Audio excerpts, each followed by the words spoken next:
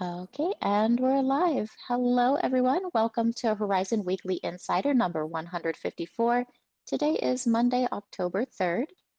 Thank you for joining us, and please be aware that the call is being recorded and will be available for you to check out later on the Horizen podcast, as well as YouTube. So please be sure to send your questions for the team on Mentee. I'll pin the link into the space shortly. Today, we're going to be kicking off our updates with the engineering department. I'd like to welcome Roberto. Okay. Hello, everybody, and thank you, Erica.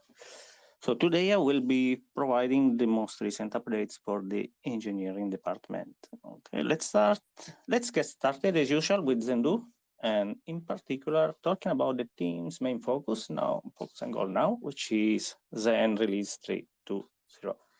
Release is ready, and the infrastructure team along with the development team have worked together to bundle the PRs and update our repository. So work is in progress. We are also going to update our infrastructure as well. But the work basically started.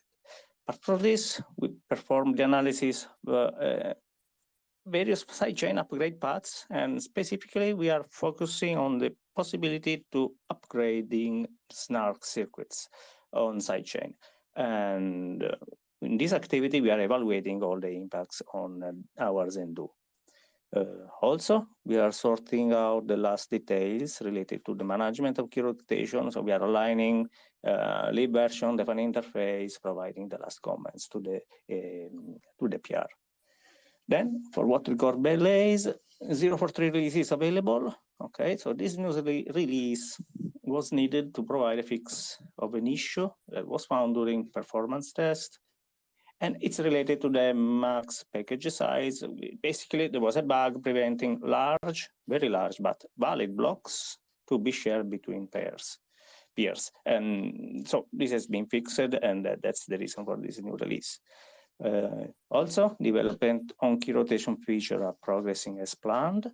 And we are also defining the supporting infrastructure to further develop stress test, define more meaningful transaction per second benchmarks. Other important activities are related to the endogenous token. The evaluation is ongoing. We are working closely with the business development and program team. Sparks improvement, basically we are working on Scala version upgrade, and this activity is in progress. And non-ceasing sidechain, we are moving on the Python test, so increasing and improving the code coverage we test. On the other hand, for what regards the EVM, fee management and orphan transaction management are completed, ready to be included in M2 release. We are merging content from 0.0 candidate, and the activity is completed, basically solving the last minor conflicts. And that's it for the EVM and the Blaze activity. So lastly, most recent update regarding the proving system. So we are designing and prototyping a PCD scheme in Plonky 2. We have a first proof of concept of a working endless recursion with Plonky 2, and this is currently being reviewed by our crypto researcher. So it's being internally reviewed, while other activity relate to risk zero proof verifier. So we are writing a gadget to verify risk zero proof with Plonky 2. And we are also writing coprocessor for EVM-like operation in risk zero. Okay, so these are two important activities that are both in the early development stage. And last but not least, also the proving system team has worked on the supporting the sidechain key rotation. So we have, as I mentioned before, a PR. This has been internally reviewed and is ready to be shared internally in the 1 or 2 days. Okay.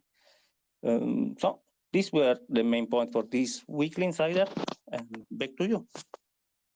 Thank you, Roberto. And now I'd like to welcome Victor and Angie for product and token mint updates. Thank you, Erica. I'm sharing the update for today on Twitter.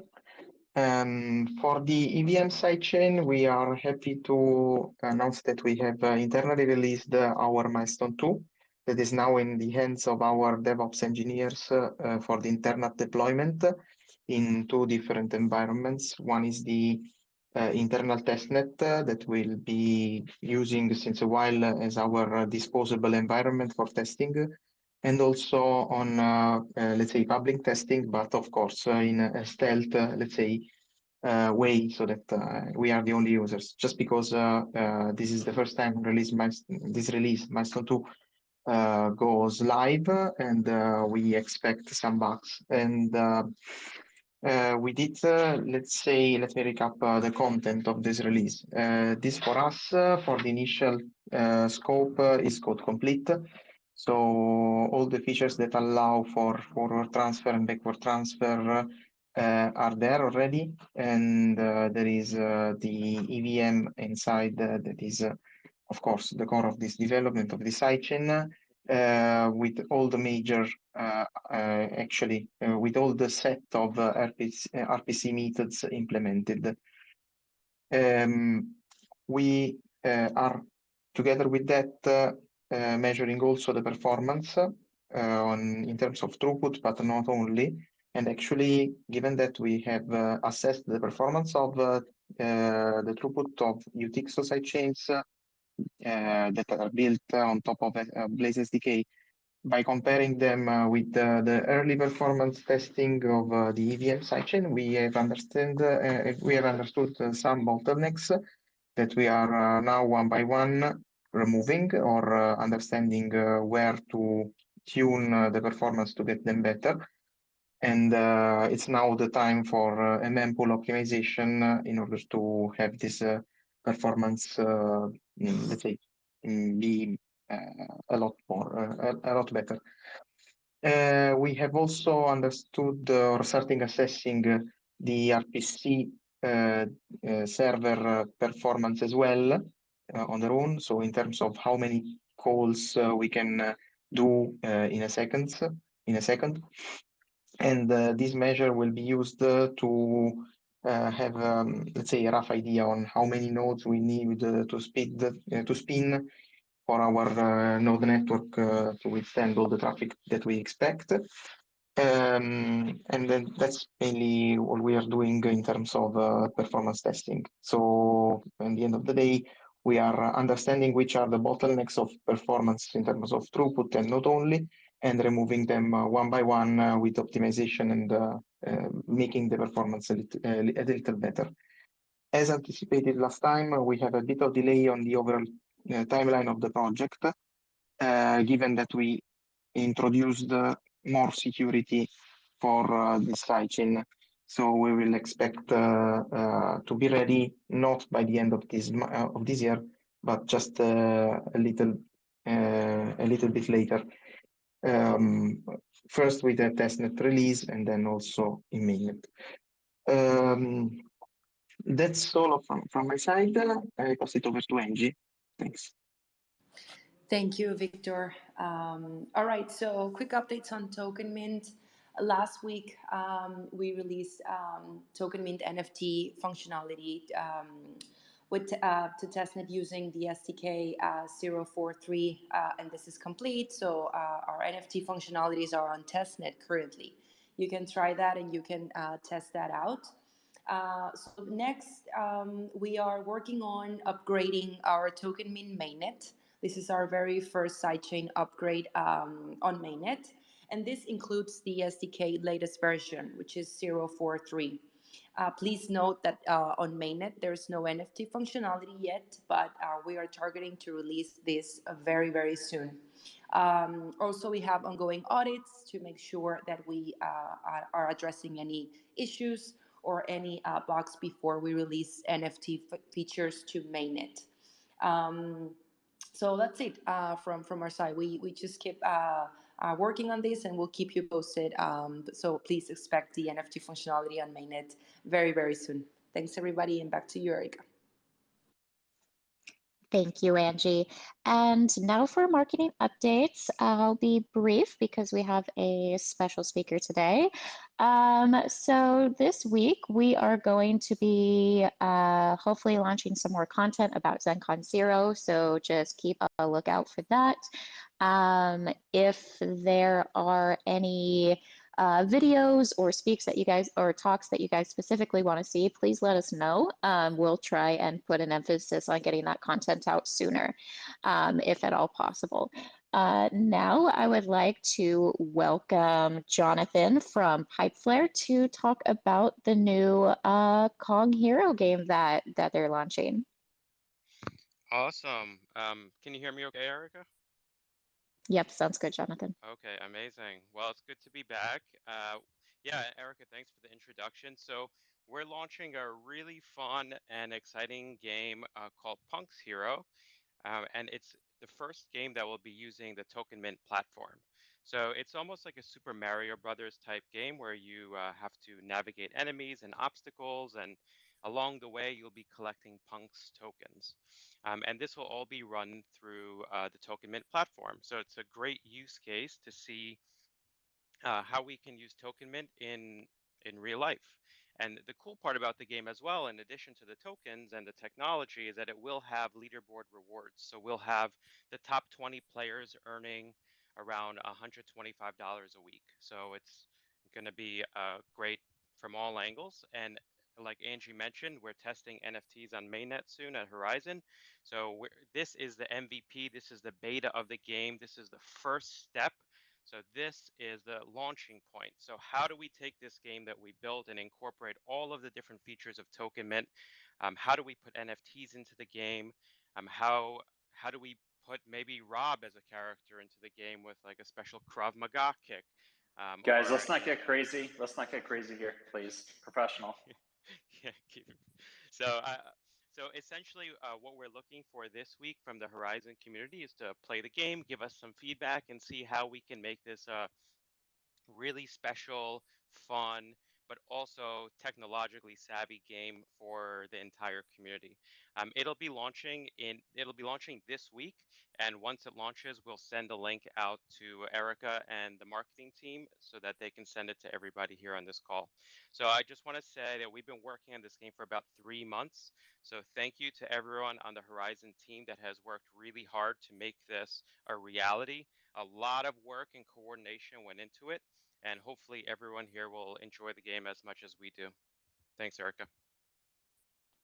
Thank you, Jonathan, and I'm super excited to start testing the game.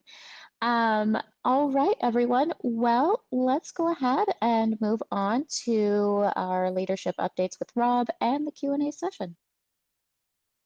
Hello, hello. I don't know how it can go after Jonathan's big announcement there. That's pretty darn cool. And please, no Rob character. Let's keep this professional. Like I said, maybe a cool Punk's hero. But yeah, guys, I mean, in terms of updates, I've got a bunch here for you. You've heard a bunch already from the team. So just to reiterate some of that stuff, just so you guys are always aware of like the big direction where we're going, keeping it simple. The big priority, so Token Mint right now is taking some precedence because we just had our very own first game from our very own Jonathan and the newly branded Layer 3 Technologies, or Layer 3 Labs, sorry. Really excited about this. This is huge for a variety of reasons. The fact that we finally have our first thing running on this blockchain that we put out there. You guys know we put out this chain. One is kind of a demonstration to show, yeah, we can launch a blockchain on this protocol that we created. Great. But now let's start doing stuff with it. And the whole like, can we launch a blockchain involved a variety of moving parts to actually have a complete platform. And we've done a bunch of updates on what those things were, like a wallet, Cobalt, an Explorer for it, a DApp, so you can actually mint tokens and it could actually be useful and easy to use. Now we're going to the next stage, which is let's launch fun things on it, like games, our first game. And let's use our first token, Punk's token with it. So we'll see how that goes. This is also a bit of a real life stress testing process for us, like Jonathan mentioned. So I'm really pumped for it. Have fun, check it out, play the game. And I know Jonathan's already, from pipeline to layer 3. They've built out a really fantastic and large community, and they're going to point them towards token mint. So that's the really cool thing here, to see how everything handles under kind of extreme load for us. So anyway, great job on that, guys. So really pumped. The EVM project pushing forward, and you guys knew we had a bit of a revamp for it, call it a hiccup, whatever you want there. It was really related to security and scaling this thing out. So as things change, we needed to just explicitly understand what our upgrade process would be for this, or really for any sidechain that we launch. And with EVM, because this is a project for which we're also going to launch accompanying important campaigns to get real value on that chain, a lot of different smart contracts that bring DeFi applications and TVL on chain. We really need to make sure that we get this right, and security is the most important thing for us. And as we're going through this on testnet, you guys know the story, we realized that we just didn't have what we consider an adequate upgrade process for security. So we decided to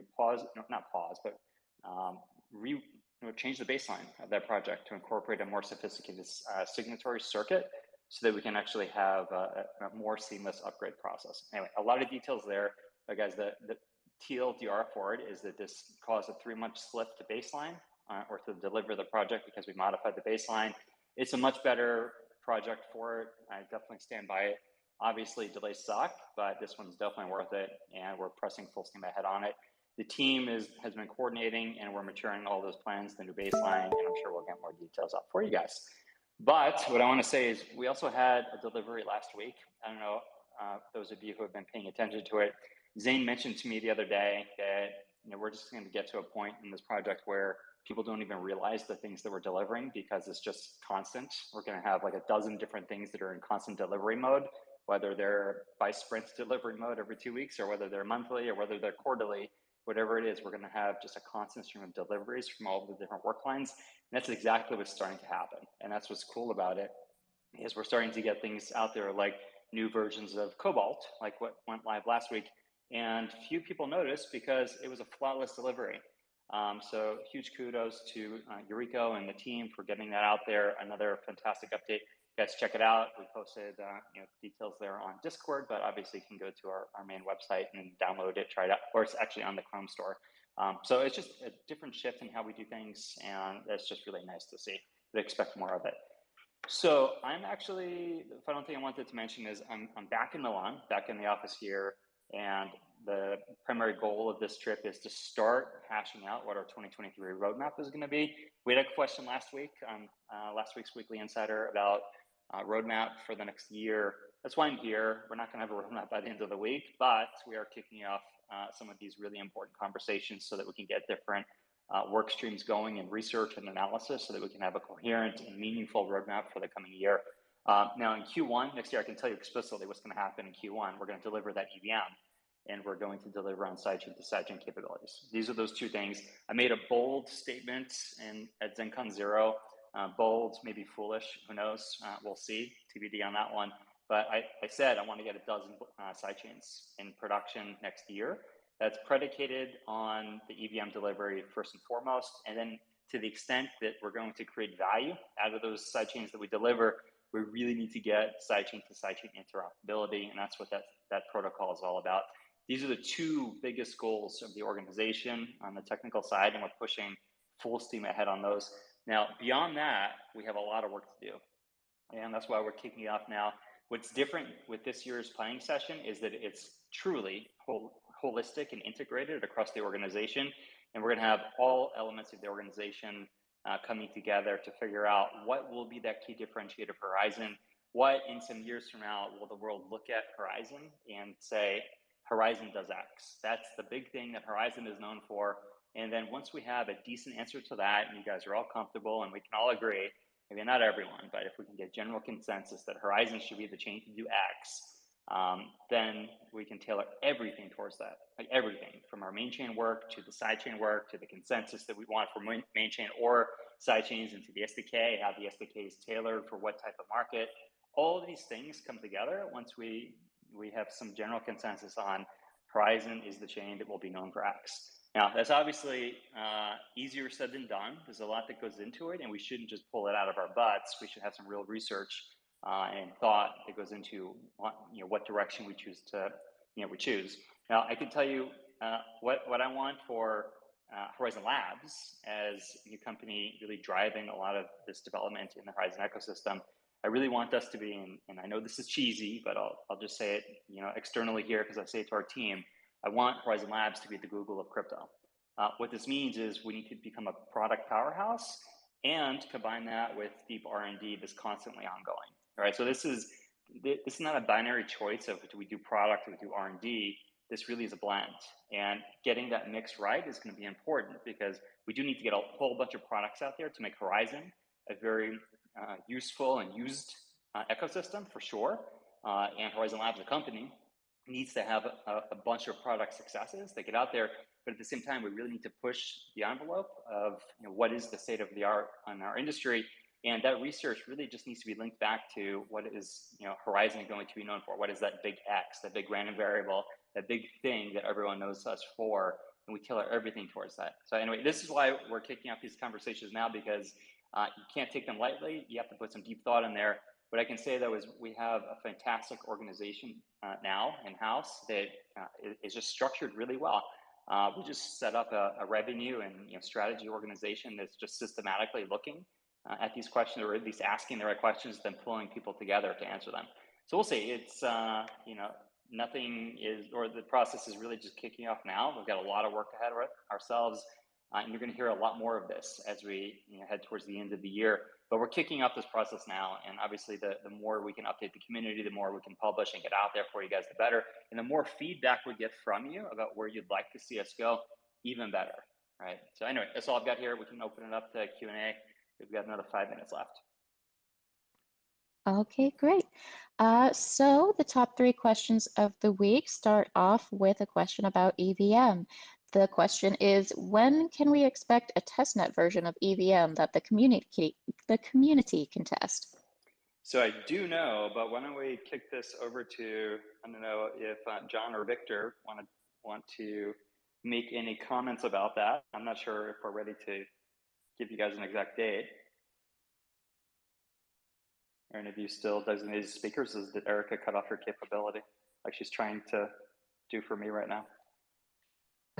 I can still speak. Cool. We have an official release by, let's say, the first decade of January. Before that one, we are open. We will for sure have another release to anticipate the content. We may make it public. It's a matter of, let's say, assessing before the robustness of that. But anyway, let's say that people can get in contact to have, let's say, access, early access in case. But let's say that the official testnet release is the beginning of January. Okay, great, thank you. Now I'll go ahead and actually remove Rob's speaking abilities just because. The next question is actually going to be for Jonathan from Pipeflare. The question is, can we test Punk's Hero? Hey, yeah, so absolutely. So we'll be putting it live on a beta in the next 48 hours, and we'll share the link here with this community. And that will give you an ability to do a couple things. One, we encourage you to download Cobalt Wallet, of course, so that you can play the game and collect the tokens. 2, you'll be able to actually play the game. And then 3, we have a withdraw feature where you'll be able to withdraw the tokens from the game into your Cobalt Wallet. So it kind of covers the entire cycle of connecting, earning, and withdrawing. So you'll be able to test all of that, and we'll be circulating a document as well with comments so that if you have any issues, you can put them in a document. If you have any issues connecting your Cobalt, first step, make sure you have the most recent version of Cobalt. We learned a couple of things about how to connect Cobalt, and we made some changes to Cobalt. So if you have an older version, it won't work. it needs to be the most recent version. So that will probably solve a lot of the issues.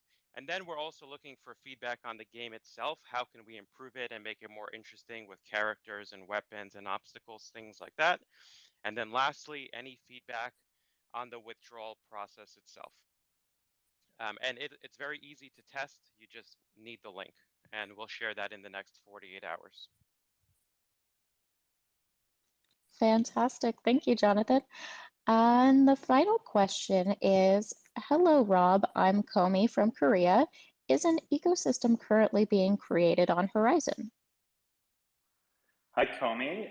Yes, absolutely. And the fact that you're calling it from or joining us from Korea probably means that somehow, somewhere along the way, our fantastic Korean community got in touch with you. I imagine, unless it was completely random, but we actually have one of our strongest communities is the Horizen Korea community.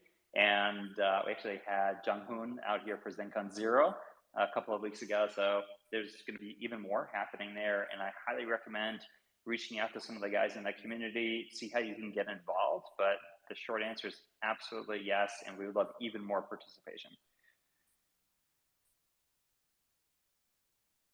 Okay, amazing. Well, that is it for this week's Weekly Insider.